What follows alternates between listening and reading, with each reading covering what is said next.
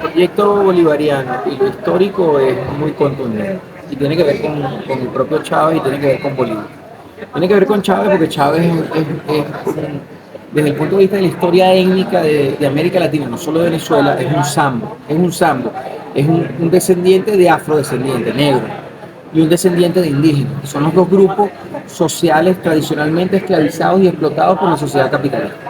Entonces, en el caso de Chávez, proveer al proyecto bolivariano en ese sentido del histórico tiene que ver con su propia historia de vida, tiene que ver con lo que Chávez es.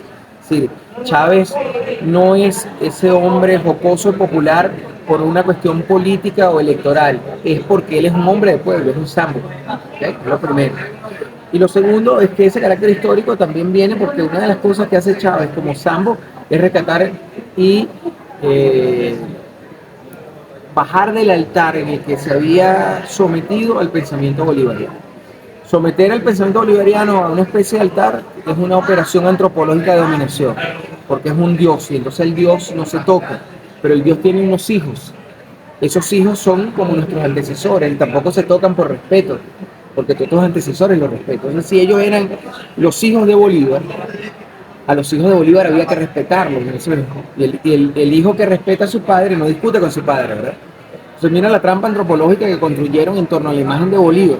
Entonces, cuando Chávez desacraliza, es decir, baja del altar por su propia condición de sambo y hace un Bolívar inteligible, hace un Bolívar humano, hace un Bolívar accesible a todos, convierte el proyecto bolivariano y el uso de la historia en un arma de combate político, no un arma de ocultamiento. La historia siempre es un arma de combate político, solo que puede ser de ocultamiento o puede ser de florecimiento.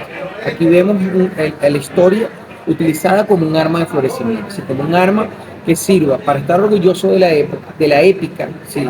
De dónde vengo, qué represento. Bueno, el muchacho que es teniente, que es capitán, que es mayor, que es teniente coronel, que es general en jefe, que es mayor general, debe saber que hereda la carga histórica de un ejército que salió de su país no para esclavizar, sino para liberar.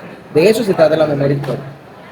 El recurrir a Bolívar no es recurrir a Bolívar para tenerlo lejos, sino recurrir a Bolívar como un método de enseñanza constante, como un elemento doctrinario de ideas. Y entonces eso transforma la historia no en un mecanismo de dominación, sino en un mecanismo de liberación. Entonces quisiéramos hacer un cuadro comparativo, mientras que nosotros aplicamos por una historia insurgente donde el pueblo, las mujeres, los hombres, en su diversidad cultural, sin importar su clase social, están del otro lado, están las élites propietarias. Mientras que de este lado creemos en un Bolívar accesible a todos, de este lado es un Bolívar secuestrado. Mientras que del lado de la historia insurgente y del proyecto bolivariano, la historia es una lucha de lo popular para lo reivindicativo, para la libertad. Del lado de la élite oligárquica, la historia es una justificación de los dominantes, de los dominados. Entonces, obviamente el contraste es contundente.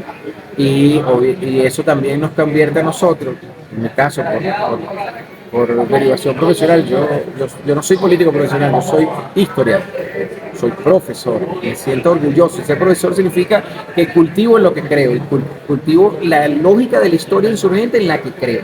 Una historia popular, una historia colectiva, una historia para la transformación, una historia para la lucha, una historia para la emancipación.